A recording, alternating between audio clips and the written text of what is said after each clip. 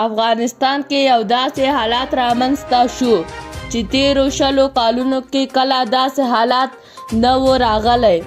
دا چې تازه کوم کار وشو ویډیو خامخا تر اخره وګورئ او د ویډیو اخر کې مو خپل نظر هم راسره شریک کړئ.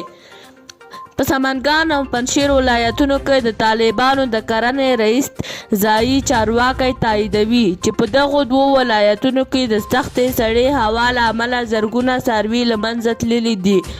د سمنګان ولایت د کرنې او مالدارۍ رئیس ځایي سرچینې پنجشنبه د مرغومۍ پر 29 اتم سبا ورځپاڼې ته تېرو څو ورځو کې 10,000 غواوې، پسونه، وزې او نور څاروي له منځه تللي دي. د سمنګان د کرنې رئیس د سرچینو د معلوماتو پر بنسټ په ټولنیزه ټولګه د 80% مالداران د سختې سړې هوا له امله د څارویو د له منځه تلو په پایله کې زیانمن شوي دي. په دغو شمیرو کې د سمنګان مرکز ولسوالۍ شمالي دی.